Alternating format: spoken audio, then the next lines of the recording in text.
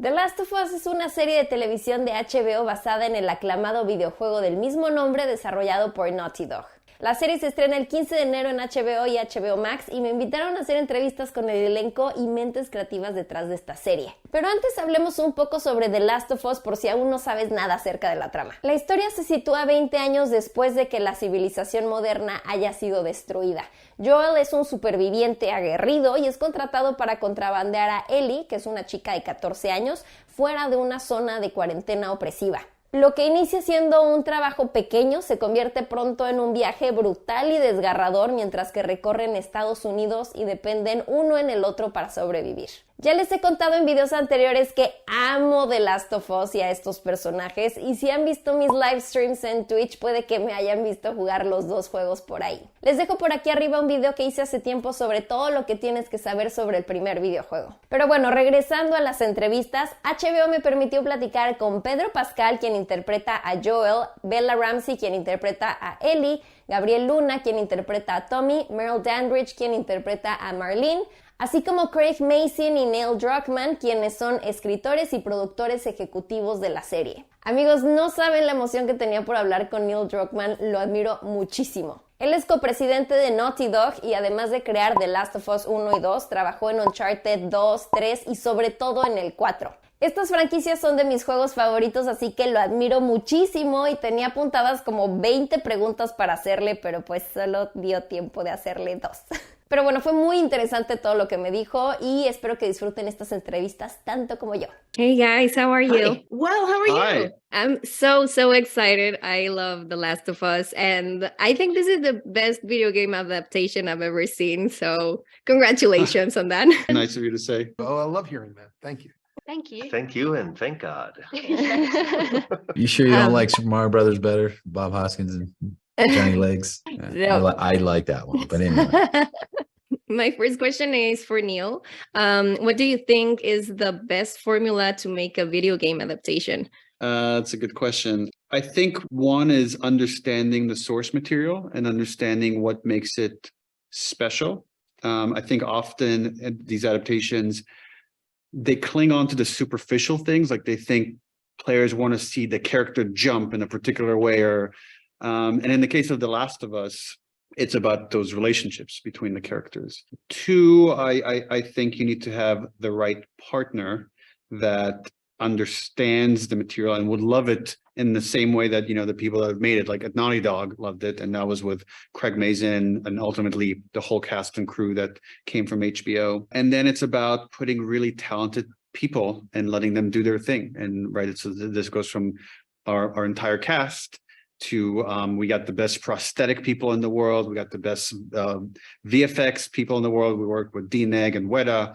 I say this often, but I got lucky twice. I got to make the game at Naughty Dog with the best video game developers, and now I got to work on the show again with the best people in television. I noticed that the origin of the outbreak is even more detailed and grounded in reality than we had previously seen on the games. What elements or details did you find important to expand on to make it more realistic? It's a great question.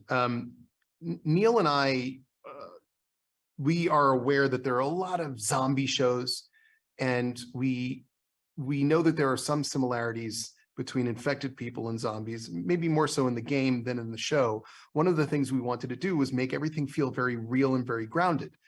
And cordyceps is very real. What it does to insects is very real. It's funny, I started the same way with Chernobyl. I went to, the very first thing I did was I sat down with a professor of nuclear physics and asked him how a nuclear reactor works. And the very first thing I did here when we started working on this was to talk to a mycologist, which is a professor who studies fungus, and to talk about what these fungi do and how they function, because we thought it was important to be as scientific and real for an audience that had just or is still going through a pandemic.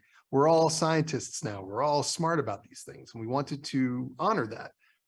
We also wanted people to feel something for the people that get sick, that they are sick people. They're not undead people. They're not, there's nothing supernatural here. There's no magic. It's a disease. We studied neuromuscular disorders and really tried to make things feel as connected to reality as we could. We wanted the fungus in its own way to be both terrifying and beautiful. If the angel of death comes to you and she is beautiful, that is scarier to me than if she comes to you and she's a monster. Try and keep things emotionally resonant, because after all, that's what we're asking people to do, is to watch and to feel. I'm amazed that some of the scenes are exactly like in the video games, the dialogues and everything. Was it difficult to find a balance between playing these characters in a familiar way, but also making them your own? I think that was the challenge of like you said, playing the familiarity, but without being an exact replicas. The video game is the TV show is an adaptation. Like it's not trying to replicate the video games, therefore the characters shouldn't either. And that was definitely the line that we were towing. But I think it was sort of given to us in the scripts and with the advice, sort of order. I wouldn't say it was advice. It was a directive demands that we didn't play the games, that we completely ignored and did. Yeah, we did. We ignored. We attempted to play the games and failed. We did our research, but to be fair, I think the scariest parts for us were the things that we knew were direct translations for the game. That's true. And I had watched so had I. Of course I had. Yeah. In full transparency, I think that those were the days that we were the most scared, but at least we weren't alone. Yeah, exactly. we were scared together. We had each other. Totally. I did have to untether myself and release myself from my old understanding of who Marlene was, so that I could, walk into this format with fresh inspiration and to be present to what is happening, because the new spirit that Joel and Ellie have in Pedro and Bella's iteration has its own effervescence, has its own inspiration, has its own beauty. And I needed to be very present to that, rather than, something that I might have remembered or holding on to my old ideologies about how they interact. And it gave me new freedom. And it also gave me surprises that I probably wasn't expecting. I know that you played both the games of The Last of Us. Was there any particular moment that you were looking forward to filming? Oh man, I mean, I don't know. I don't know what I can say in terms of what we know about the game, you and I as fans of the game, without kind of letting out secrets. Tommy is a former Army sniper, so that aspect of it, that knowledge and that the way one carries themselves when they have that experience. A person who's seen really horrible things, has perhaps committed horrible things, but is trying to be better. He's trying to be a better man to protect himself and others from trauma that may arise from having that experience. Fortunately, I had a great asset and a great resource in my friend Jack Nevels, who himself is an Army sniper, and got to kind of talk through a lot of it. So that's what that was one element that I was looking forward to. Concerning the infected, in the games we see there's this spores and the characters use gas masks. And now I've noticed that that's not present, at least in the first episodes. Is that a concept that was scraped? Yes, we talked a lot about the spores. In the game, they make a lot of sense. In the game, the spores tend to occupy a small space. So the characters come across an area where they say, uh-oh, there are spores here, let's put on our masks. In reality, if the fungus did spread that way through spores, everybody would be wearing masks all the time. And because spores don't sit in one spot, they go everywhere. And honestly, if cordyceps did spread by spores, in reality, I think everybody would be infected within a few hours. It's just, we can't run away from air. So we wanted to come up with a different vector of infection, a different way that the infection passed through.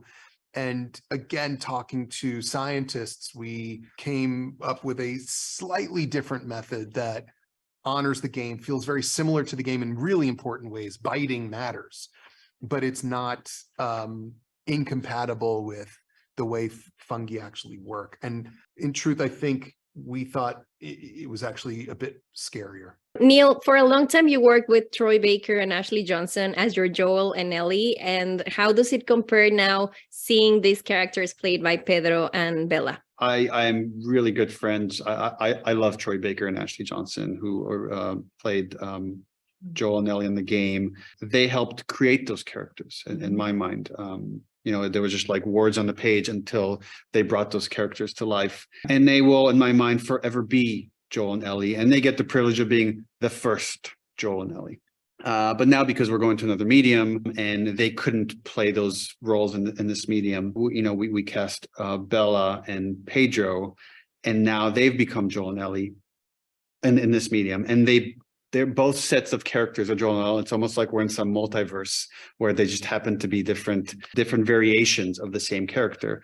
But what was thrilling was to see it again come to life again and capturing the same magic again, not copying what Troy and Ashley did, because that would be foolish to try to copy, because those performances were unique to Troy and Ashley.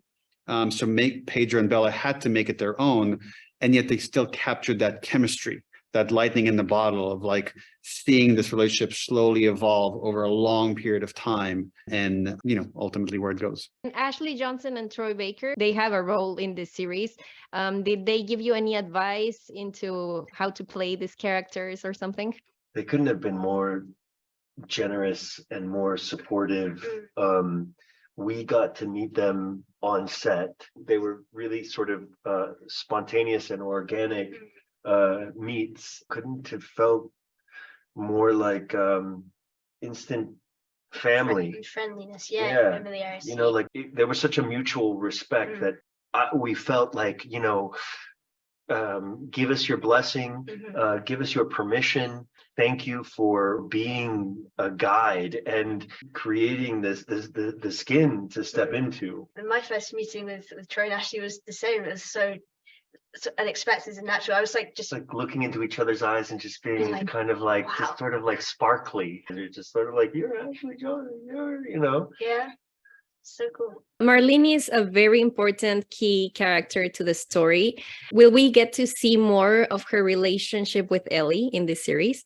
Well, I guess that would include some spoilers, but I will say that this was a great opportunity for me to expand my understanding of her with things that maybe didn't make it to the game and I never got to play. I think the audience will feel very pleased to get a deeper understanding and a new perspective on her. Maybe I'll spoil it. Okay. Yes, you will. This is one of the joys of working on this adaptation, is that we could leave Joel and Ellie's perspective and see these other really important characters. What are they doing when Joel and Ellie are not around? Or what are they doing? Like, in the beginning of the game, we just follow Joel's perspective.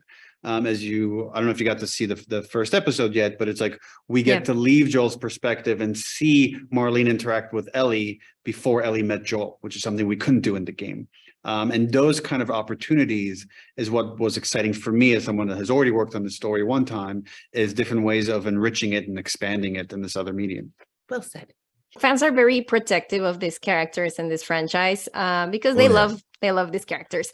So what can you tell fans that are uneasy or reluctant about this adaptation? If you were going to have anybody do this and make this show, you couldn't have asked for a better man than Craig Mazin.